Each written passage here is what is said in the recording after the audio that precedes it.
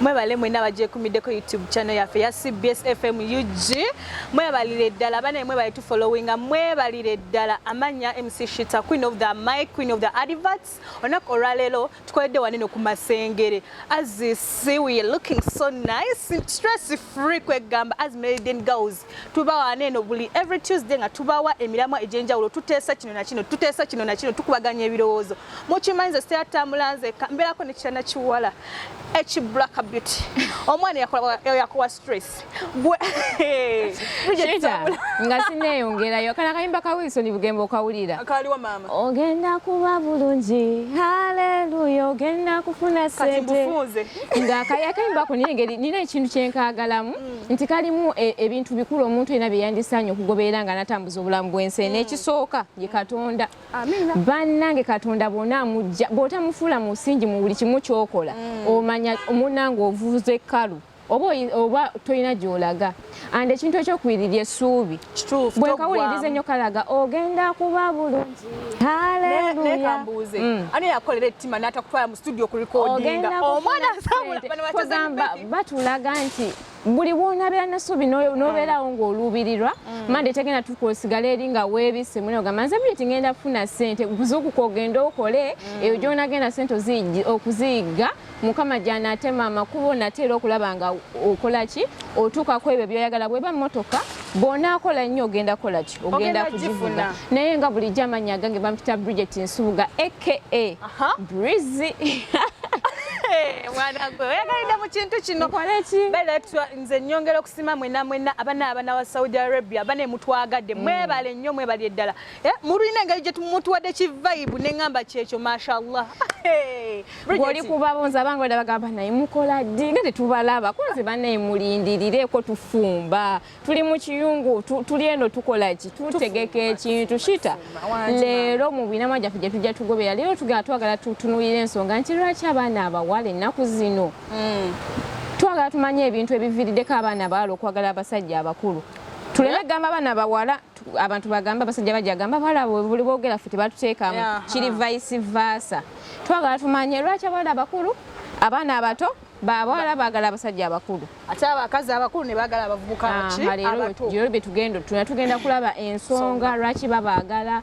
ebizibu ebikirimu ebirungi ebikirimu nate atutunulire n'engeri zibasindiikiza ki obaagala abaana abalenzi tubawe abantu ne ku solutions akugamba abalimu eyo relationship ng'oyagala musajjawo mukulu tukuwe ne ku by'osobola okukola oba okutaanya okumaintaininga oba okugyawo ebizibu ebyo bibasumbuwa nze ensonga eyange eri nti abaana abawala bagadde nnyo bannange ebyenfuna we buzibu omwana omuwala wakulaba n'akagatto ako ngenda kagula wobanga tolina you be contented wobanga tolina kireke oli ayagala kubeera simanga olina emyaka 2 naye oyagala kubeera ng'olina mwamba sikulimba mwamba kyeki mwamba zino ennyumba za mwamba bazisereka bwe bati oba side ne oba neziyiika omwana alina emyaka 2 ayagala kubeera ne mwamba enyumba ya mwamba oba sekyo ayagala n'okubeera ne flat ayagala beerawo nga mu kikomera ayinamu emmotoka ziri awo agamba eri njivuga lwakubiri enjivuga lwakusatu bagamba ensonga lwaki bagamba abasajja abakulu nti we banaabanga like okufuna ebyo ebintu kwe kudatinga abasajja abakulu nti for them they have money nti bajja zibawa bafuna bye baagala anti abasajja abakulu Shitah abasajja abakulu bw'oyagalira omusajja ali mu myaka 4 n'okudda waggulu baba chapa dda sente zibaawo togenda mugamba naye hani njagalayo ki hani njagalayo akamotoka ataddeawo mukwekuba empyo ekintu ekyo kitegeera nti abaana abawala ekyo baleke iye oli ku side eri wagoba supporting abasajja abakulu baba balina sente kyekitolaba abawala gye balaze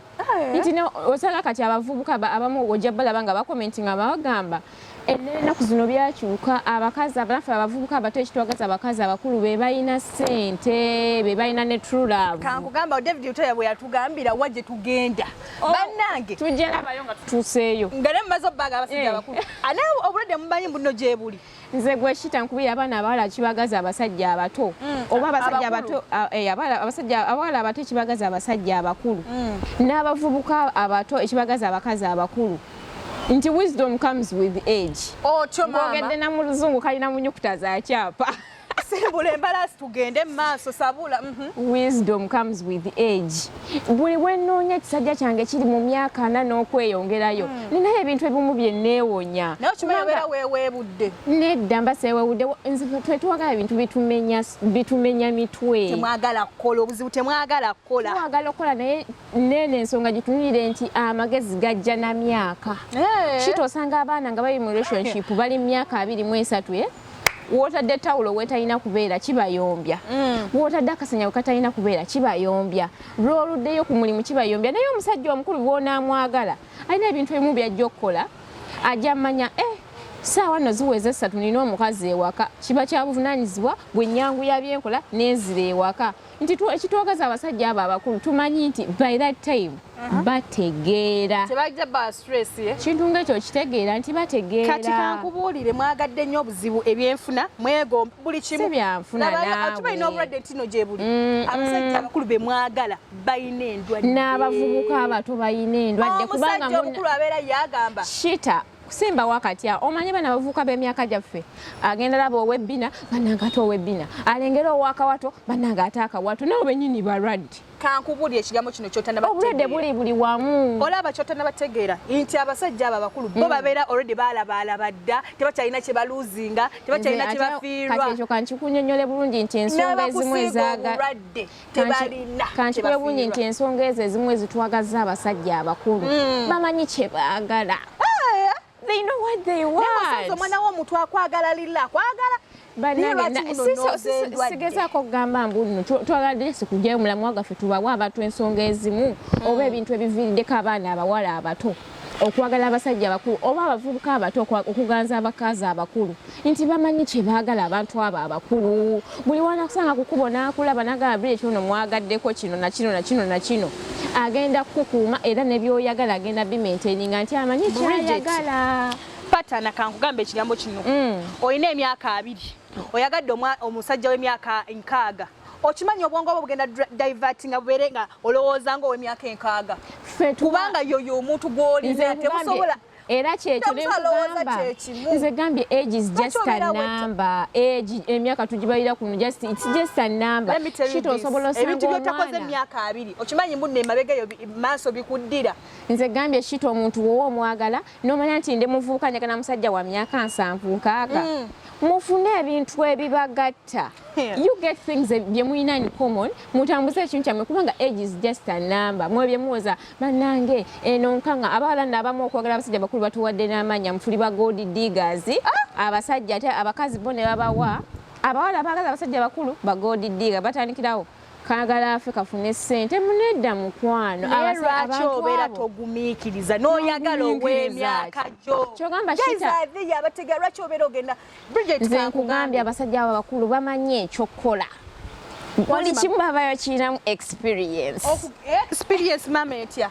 mama kwabo omusajja omukulu abeera ng'akooye talina kyasobola. Mukwano kuti nze kinjagaza omusajja omukulu ajja kumanya bwe ziba nga budde bwakutuuka ajja kwanguwaako mewu kyekyo kinetero nti amanyi kyayagala ate bamanyi buli kimu bakirinako experience nti relationship ezo enkadde zayiseemu ebizibu bimugoyagoya mu nsi aba n'amagezi aba ne maturity level eya maturity eba wagguluko nti amanya kino nkikolebwe nti bw'otuuka ate mu nsonga eza laavu baba bamanyi kye bakola buli kimu aba akimanyi.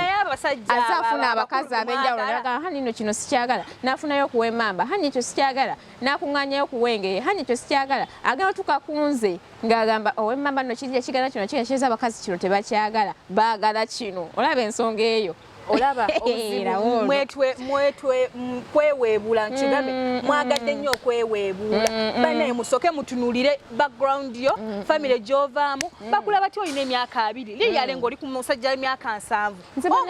bega obeera na muzzukulu oyo abeera jjajjaawo. Nze gambye age is just a number. You work hard. Shitah abaana abawala abavubuka ekibagaza abakazi abakulu n'abaana abawala abato ekibagaza abasajja abakulu. Relationship ebintu bibayiseemu bad relationship experience emamu mabega. Shitah osanga akavubuka ne kakola ekintu n'otandika osanga abaana campus ngawoza olina muvubuka najja nga mukwana myaka 2 mwena myaka nagamba oyangamba ki obwana buto naawe nti ayagala abantu abakuze mu birowoozo nti n'obuvubuka obwo olw'emyaka gyaffe bane mutama mukola ebintu ebitama basajja bameka abakulu boolaba nga bakola ebitajja mu myaka gyabwe ku 10 osangako nze ku 10 osangako omusajja ali myaka nkaga naye ng'akola eby'emyaka 17 by'alina okukola ate n'ekira by the way you people you should start respecting your family. Nze nkugambye ffe twagaza abasajja abakulu nti baba ready for marriage. Omusajja omukulu agenda okujja okukwana ng'alinayo ba family members be, alinayo mikwano gye egyawasa edda ng'ayagala muntu wa kusetolinga naye. Ng'olina emyaka 2 oba 25. Kiki twagaza ffe abasajja abakulu? Olina emyaka 25. Era abagala abasajja abakulu mugende mu maaso. Bannange baba ready for marriage agenda kujja kukwane ng'olwedde alina baganda be bawasawasa dda alinayo abantu abamutunuulidde bajja gamba bane gundi okola kuki aba ayagala mukazi wa kusetolinga naye ng'atambudde akooye naye olina emyaka 25 oyagadde omusajja w'emyaka 7 bannange kiki kyofa ate n'ekirala nti bategeera omusajja yenna alina gwamufuula kyalina okuba omukazi gwafuula omusajja emugamba muna abavubuka abato tebategeera mukwano bategeera lwakubadde obuzibu obuliwo gwe toyagala omusajja we mu building abakazi fa abalina engeri jo si kigaana naye njagala nkugireyo ebintu ebiviiriddeko fa abaana abato okwagala abantu abakulu oba abasajja abakulu simanga tebategeera simanga bikoze sigambye mbu tebategeera bonna baba tebategeera sigamba mbu bonna naye nkubwire abaana abawala ekibaviisiza ku bavubuka abato oba ab'emyaka gyabwe nti those guys they get to see themselves nti bakyalina obudde to explore. Agamba inze kati nteeke Bridget ewaka olwokuba alina akawato ate ow'ebbina naye amwagala ow'ekibaby face amwagala okitegeera nti ekintu ekiviiriddeko abawala abato okubakyawa ne beddira ku basajja abakulu ate n'ekirala abasajja abakulu bakola ebintu ebitwala relationship oba babeera committed. Mugenda yombamu katono agambe mune Bridget kino mune ekikolebwa oti kino naye kati ogenda kugamba omuvubuka ow'emyaka ky'omugambe gwe lwaki okomayo wakaleeta atandika ogamba ino sijja musobola akajanja kasusse naye oli omusajja omukulu bw'amanya nti nawasiza mukazi wange ewaka mwagala ogenda mugamba naye mwami wange ekikuzaako amatumbi kyekya kyakugambe agambe munange nja kukyusa naye ow'emyaka gy'agenda kugamba tonsumbwa yongedde nnyo buuza lwaki nti omwana w'emyaka oyo 2 gwenkuwa example nti ajja kuba alina ekisajja kye kya myaka 7 that man even tajja mu bwalw'ensonga ezeetaagisa nti she won't even nga takufiiringa mufunze alina okunoonyayo w'emyaka gye bwanafiiringirako comfortable aveeringa akoye nga kibongota nga yeebaka nga alina okunoonyayo w'emyaka gye abo bakadde weta katika kuwile ebintu gyebiri mu kwagala abasajja abakulu experience nagigambye dda sina giyimba nga luyimba kangende ku kirala omusajja omukulu akuleetera okufiiringa desirable gwafunye ekisajja ekikulu nga kigaba nange hani olya baba bakwanakwana dda nga ebigambo byonna babisengejja byalina omusajja omukulu gw'oyagala lwaki muba temwagala postinga abasajja abo abakulu eyinza obeera laavu yaffe muni ate wali abakulu ababyagala temubikola temubikola lwaki temubikola ale esere zaabwe muzaagala leka maleyo ensonga yange bannanga abasajja abakulu akuleetera ofiiringa bane nga gwe omukazi aliwo mu ruumu nga gwe omukazi ali ku nsi baba balaba dda natandika bane Bridget bw'omwenya akaziga akunogaba ne wangi omusajja omukulu gw'omutegeera bulungi aba akwanyinga ebigambo byonna amanye nti bwe mmala kino ndeeta kino nenzizaawo kiri obeera mu ruumu n'ogamba nenze kaaliwo ng'omwami wange naye gwe omusajja omukulu omumanyi byebintu abawala abato bituleetedde okwagala ffe abasajja abakulu what if you get a guy nga mukulu ne mudatinga do you feel comfortable? I feel comfortable. Musajja wange ali mu mmotoka agivuga. Well and good you've said it. Ojja feeling comfortable. why don't you post that old man no running or posting audio w'emyaka oba abiri? Nze gambye buli love ina. Kitegeeza babaswaza. Nze gambye Shitah bonatandika okumanya okulingiza relationship z'abantu togenda malako. Bonatandika nze njagala gundi njagala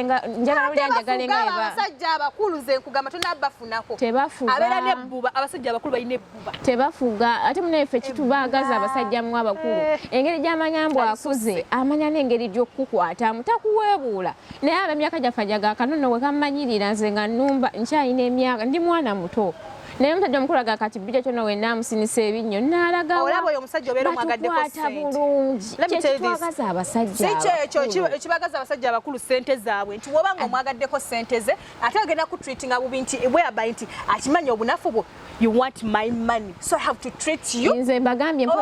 bw'ojja weeyo enjogera y'ekijegambu abakazi buli olaba omuwala omuto nga yagadde omusajja omukulu oyo gw'odiddiga nedda. Nze mbagambye laavu teriiko ebyo. Munange osobola osanga ng'oyiwa 23 n'osanga omusajja wo wa myaka 4 n'okudda waggulu munaine mufunya mukyo bonde abali ku ndowooza ya Bridget mwebale nnyo mwebalire ddala ndowooza tugendeko ku challenges ze musanga. Nze baneeka tutunya ate otunonya challenges nti tugezeeko kuwa bano abantu challenges tuyinayo munnange naffe era challenge esooka nti tuyina gap nene mu bintu bye tuba twagala oba a huge gap in interests nti ogenda osanga bintu bye tugatta bitono nnyo nti njagala bayira ndo oli ayagala simanyanga oba buladina akakafeero nga ye byeyagala owuliriza kwagala kwati obeera awo naye n'ogaba nange ekyokanze njagala bayira naye ngagamba kali akayimba no kalimu message omusajja gw'oyagala kitegeeza buli kimu kyakola olina okikola okyagala anti ne mbagamba era bwe tugenda mu benefits ezirimu oba engeri y'osolvingamu eyo challenge nti noonya ebintu bye muyina mu common ebintu bye mugatta bye munyumirwa ate munaye munoleme musajja w'emyaka 7 tubeere nga tugatta ebintu bannange simanyi ayinza obeerawo ng'ayagala omupiira oyinza obba nga omupiira togwagala naye buli wabeera mu relationship nga mwesapootinga n'ogamba bayirando tamwagala kale ku mupiira katugende tulabe ffenna omupiira nga mugenda ng'olwokuuma laavuyo oli ku kampasi omusajja oyo sugar daddy ajja kukyalire mbwoveeyo imwe era challenge afa baagala oba abawala baganziza abasajja abakulu oba abavubuka baganziza abakazi abakulu challenge endala gye basanga nti eya stigma abantu babayita batuyise bagodiga abafamily ne bakutwala akategedde kubaawo maama bakutwalira okwanjulira balamu bo nga bagamba kanono kaagala ssente muna ate nga banyina bamwe tuba tubaagala muba temubaagala the truth is muba temubaagala mwagala ssente zaabwe n'otukala nazaala ne weewombe koli mulono mu kigoye ekiwanva nti ondaba nsibye n'ekitambala bino mbijjeeko enkanya kimu era dde maama akukendera mulino gabannange tuba tubamalako olw'emirembe beesonyiwa abo obeera wemalako emirembe n'abantu baba jajinga nnyo abantu nabali musi ngenda vaana betugagamba ninayo omusajja omukulu siina nayeze nkubulira olinamu just ka experience n'abantu batujajinga nnyo bwe basanga omukazi omukulu ng'ayagala akavuka natandika ekikazi kino nga tekirira nsonyi akaana ako kakizaala bwe basanga nno fe abaala abato oyo si taatawo taata wange simanyi gyali simanyi taata wange gyali egimu ne taatawo aweera na muzzukulu mwe bwe tusanga ne muwoza mwana nali ku kitaawe simanyi taata wange waafaanana ngezo tambula nono nga simanyi taata wange gyali tosobola tambula naye tosobola kutambula naye abasajja baba n'emmotoka bye abayikwa n'ekibenzi kyanta ampisa ataddemu anyamba muganda wange nga ensaizi yo ng'ekisajja kizze kikanyama kyonna kyonna kinnamukadde kize naye mwabagala abasajja abakulu oba bano abavubuka batakale abagadde abakazi abakulu n'abawala abato abagadde abasajja abakulu ensonga ya health issues mugitwale nga nsonga abasajja abeera wali nebyataataako oyagala ekiro kyonna obeere waliwa bwenzi togenda funayo agenda okukola ki okusanyusa nze jesi tugezaako kubawa mumanye nti challenges ezikiri mu health issues abasajja baba neza ati ataaka mwana tutuguma nazo oyo ne mukwata mpola bebiyiga wano kati najja kutuuka ewaka ozze weesaze kapatra okeesaze bulungi omanyi kyagenda okukola gwe munnange obeera bwapetaiza obwesaze omusanzi ge ku dining ajja kugamba Ba eddagala lyange lya pressure liriwo kyokka ng'obadde omukola ki omutegetinze munnange ogera maddagala kati n'ogaba bannange era naye kati nze naakikola ntya kugamba ne naye yerese issues ate awo we nabatiiridde omanyi omusajja okubanga ovudde eri weetaddemu ka appetizer omusanze ku dining n'agamba eddagala lyange erya gwe challenge endala erimu eyo relationship bwezityo nti omu ku bo muntu mukulu bane waliwo gap nene mu kupulaninga ebiseera by'omu maaso opulaninga kuzaala omusajja yagala mukubirawo balongo ye alowooza kimu njagala nokuliita yalinga nno maidia mbadde sikimanyi nti nno mwabagala abasajja abakulu muba mwagala n'okuzaala mbadde sikimanyi temwagala kuzaala mwagala kulya ssente z'abasajja nga n'okuzaala temuzadde naye ng'otute speed temusobola kubanga mwagala n'okuzaala naye munnange muna abantu abantu abali abalina abasajja abakulu wamma ekizibu ewuli ekino ekizibu ekirimu oba gwe wenna ayagala okwagala omusajja omukulu waliwo difference nene nnyo mu kulowooza ebiseera by'omu maaso anti ngambye oba ogamba bane hali tugende mu kivulu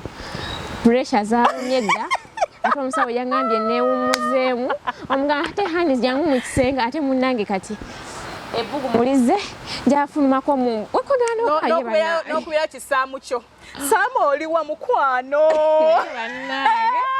naye nga benefits zizino eziri mu kwagala nze benefits zizino ebirungi biibino ebiri mu kwagala abantu abakulu kangambe mwabamu abawala abasajja Shitah tukoyo ku birungi ebiri mu kwagala abasajja abakulu nze sibimanyi ka great sex nze kankayiseewo omusajja omukulu amanyi engeri y'okukwatamu omuntu relationship ziri zonna zayiseemu ajja againinga experience agenda mu mlango okutukyekasisa kankujjeko great what oli agenda kujjanga akoye muganda wange munnange era oba ogudde ku ki munnange ffe ababaagala wama mujje munjulire oba ogudde ku kisajja nga kikyebafu n'abaana abavubuka abato era osangayo ng'oli mwebafu nga muvubuka kabannono tonnasanga muvubuka muto mwebafu naye nga abasajja abakulu bakuwa kyoyagala ate nga wekirina okuba egyo emyaka gyo abiri obeera okyalinamu excitement yaki yakaseksaako nkubuulira ojja kuba ng'olinamu excitement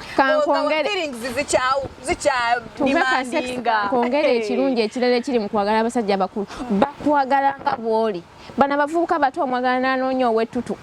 kati ono ntutu talina ono akawato talina naye omusajja omukulu wajjira n'agamba nti nze noonya muntu gwakusetolinga naye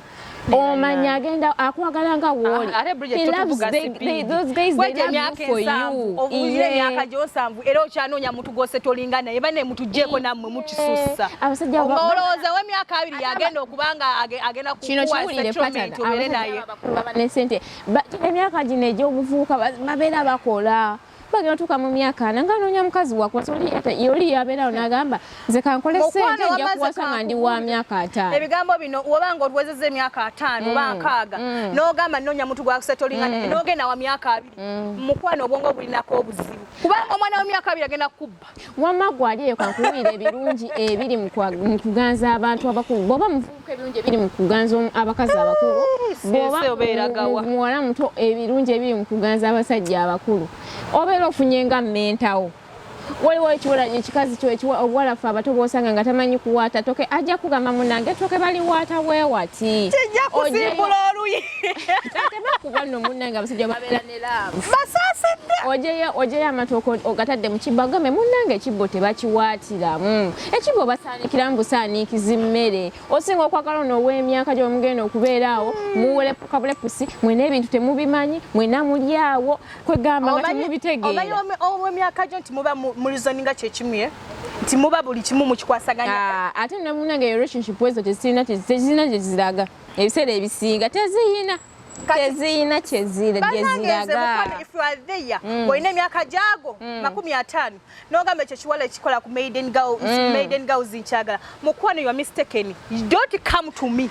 Like seriously, don't come otherwise nze nkugamba wama gwali eyo ng'oyagala okumanya engeri ki gy'osobola okugonjoolamu ebizibu ebibasumbuwa n'omusajja w'omukulu oba ne mukazi w'omukulu gwe bayita sugar mami bye bino olina okubeera supportive nti muno agenda kugamba mune leero siina maanyi hani ndekaamu leero siina maanyi ndekaamu ogabe okay kankuje nako you're being supportive tugende mu ddwaliro munaye bankebere pressure muwerekereko lwaki ebizibu ebyo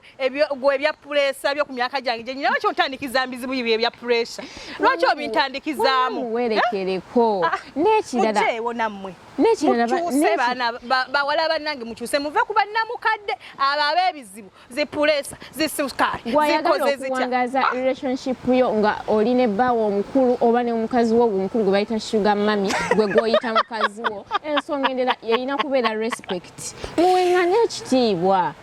leka munno okugamba kulwakyo ddala ekyo ekiro olwo nno oyo omukazi mukulu jukira fa abavubuka bato twagala agenda mu bivulu wa omulese mu nyumba talina maanyi agenda nga lwaki okomawo leeta ekiro beera ne respect mugambe kale mami wadde nkomyewo leeta olala nja kukyusa kintu ekyo kitegeera muvugeraavu yammwe eyo mufune kati nga ndi awo maama ate wamanendi ku kitanda yagala omwagalwawo nga waali mu accepting nga waali naye kati buzibu ki obubaleeta lwaki temwaga buzibu ki lwaki bwabanga mukadde mupostinge mwagale nga bwali mukube laavu omwana mumete laavu amukola kya posting laavu waba omusajja omukulu alina wali kibenzi kye okituddemu mupostinge mugaye baby you come and we snap mwe snapping laavu mugikuba abantu mu maaso cause the age is just a number sente bannange tukole nnyo nze bannange tobeeranga eyo nofuna omusajja omukulu n'akulaga laavu n'akulaga he's ready akuwa buli kimu kyoyagala otyo omwagala mbu olw'okubeera mbu mukulu age is just a number nze nkubuulira mwe mwefuula abategeera laavu naye age is just a number osanga omusajja omukulu oyo n'afuwako wakukwata n'ogamba bannange nze nina gyenzira wano sivaawo olaba ne skini yoyo omusajja omukulu olaba ebeera ekola bweti munange nga wamusanze talina sente golako oyagala beeri wakyankwanzi naye ngoyagala abasajja b'ebukoto muyenga naggulu baby ne wabanga oyina sente ng'otonya moli ng'olina emyaka gyo nkaaga you stay with your money omusanga wa myaka ttaano naye nga yenaawaza asingana baana abavubuka bamwe ab'emyaka what are you talking about obadde kipatala ate g'ogenda okwoyerako naye bannange ate g'ogenda okwoyerako nga nze already nalookinze eddojo nkwoyereko bannange tuveeyo wamma kale akasembayo nga tumaliriza omulamwa guno nti bannange you open you communicate omusajja wabanga kisosowaza kino ekintu wetuva waneeno olina okunnyonnyola ensonga ezo bulungi wabanga oli muwala muto ng'omusajja wo yalina byakola ebikunyiiza oyogera naye mugambe munnange nno taataani anti baba bazaalako oyinza musanga alinayo bassaamu olina okugumiikiriza taata Eric munnange kino mugambe you talk wabanga mukazi mukulu muvubuka muto gwali eyo nga oyagala mugambe munaye mama Joan kino amanyi mugambe baby temwete na mama Joan ekintu kisoosowaze hani amanya mangi pretty bwe kiba kikazi kirage kusaidia abavubuka lwaki bagadde nnyo bashuga mami kiki ensonga bakugambye dda be balina travel be balina ne ssente ati obuzibu oli muvubuka muto bakulu babamanyi oli musajja abasajja gye buva ne gye budda oba gye bukoma omusajja olina okukola naye mwagala kuba planned kids ate nga you are not you work oli muvubuka muto olina emyaka 25 yagala wankaaga musibanga kyekyakola sente ebyo ebishuga mami gwe ssebo biba bikaaka ebyo program ga Maiden Girls wegutyo omulamwa wegubadde kwegamba tukunnyonnyodde ensonga lwaki abala baagala abasajja abakulu ne tukunnyonnyola ebirungi ebikirimu ebibi ebikirimu oba ebizibu by'olina okisuubiramu n'engeri gy'olina okubisolvingamu kati bwe tukomawo tugenda kuba tukuleetera entertainment gundi yakoze ki ne fashion nkubuulire ebiki by'olina okukola okutambula n'omulembe okyali ku Maiden Girls wano ku CBS FM UG tovaawo okunyonnyola tukulisaayo era munnange gwakyatwekumiddeko kaddata n'osigala ng'okagulanga buli lunaku ng'ogamba abaana abo nina okubalaba we bakulukuta we basosootowaza ensonga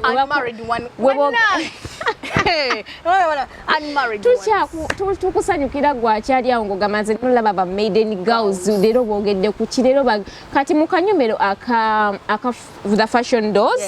leero kansooke nkubulire ebintu by'olina okubeera nabyo that must have things ng'onaatambula n'omulembe omutebi anti tuli ba mulembe mutebi kati gwe spice yayimba guno omulembe kati gwe tokkiriza kusigala mabega bino byebintu ebimu mu fashion by'olina okubeera nabyo ekintu ekisookera ddala is the signature scent ka signature scent bwenka bwokaleta okawira mulinga kakunyikidde oba nkongeremu kubanga katinze munna ebintu by'olina okubeera nabyo ye signature scent kubanga signature scent eyo eboostinga your level of attraction. Buli wenyamba signature scent kyeki nti otuuka ewantu wayishita otuuseko ewantu nga tonnamanya mbu Bridget aze n'ogamba akakawo ka Bridget oyo Bridget yajje n'otuuka mu nnyumba n'ogamba Bridget yakafuluma. So that is the signature scent. Naddala ffe abakazi kale n'abasajja nabo balina perfume zaabwe ezibakoya n'omanya wano Eric abaddewo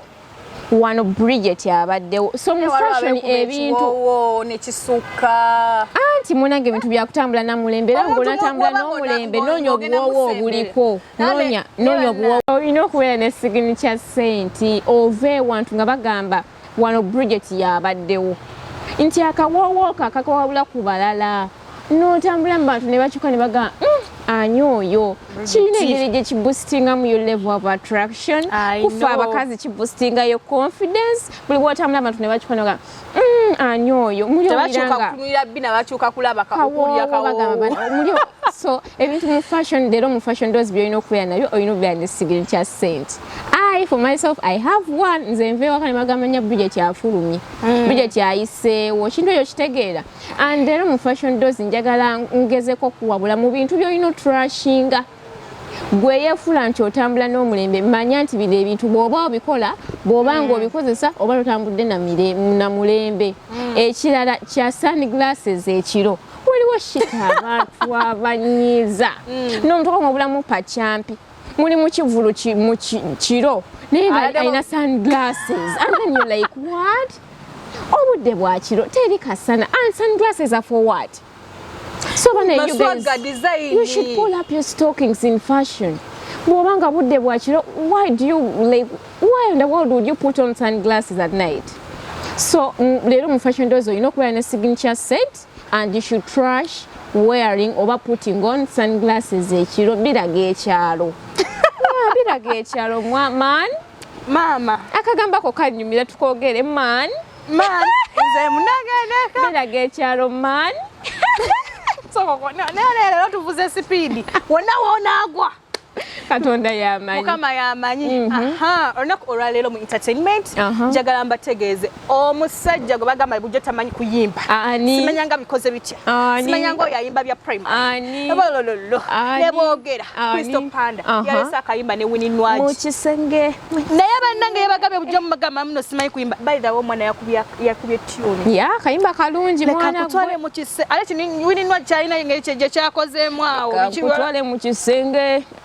munda ze wensinga okunyumirwa munda tusimemu munda wetuva wano nze nagambye tuva no nja kunnyonnyola ebintu ebimu kubanga patio kayo kajonyumirwamu leka nkutwale mu kisenge naye kimanyi wano waliwo gundi ani Crystal Panda yakubidde omanya kakayimba sina kategeera naye like lyrics zaako nze sinaba kutegeera ojja kayiga tuganako mawo tukayimbe olutalo lubaluseewo luli makkati ga mutabani wa Tamale Mirundi ne Wisdom Kaye nabawulidde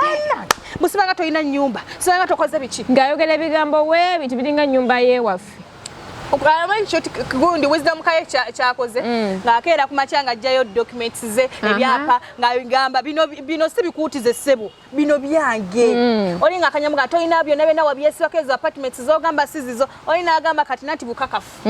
ate yamugambye lekera okunvuma lekera ogamba simanga ndi ebisiya gasimanga nnakwata omwana simanga bikoze bite yebweru n'amugamba agenda mutwala mu mateeka oli mutabani wa Tamale Mirundi alinga nga taata we yamugambye kankiddemu emirundi egyo ena ojjo ntwale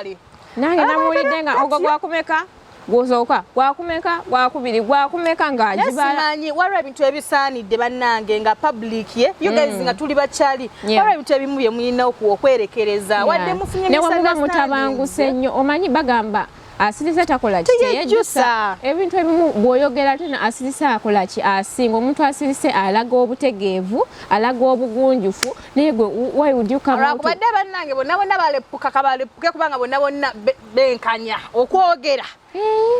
Kale tongere. Nze ngenda bongera entertainment ngenda basabula ate ono omukyala kujja mu mwana obulungi zidimpa abadde nazeewo amaso tonight yaziyimbye simanga wandisachi nze nyina omwami Dr. Hamza omukazi bujja mu muvuma naye yabakubye equalizer ebina walirabye ddyo ogamba kana akatete aka black and white ekisheba mukazi yasituse wano wakati wano aroza kyagala otula takyagala tula Rema nzuno njagala akawato kano nsobola okukagattako ekintu ekyo kye waleese wano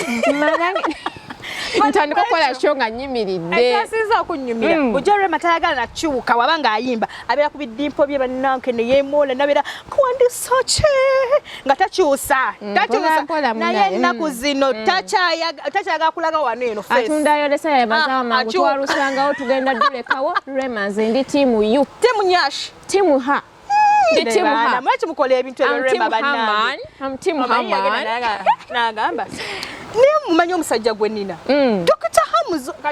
Hamza waliwo question mark ndooza akabina ako oba gye kava bannange ate munnange oli alina bbaawe bw'abanga wakufukirira ebintu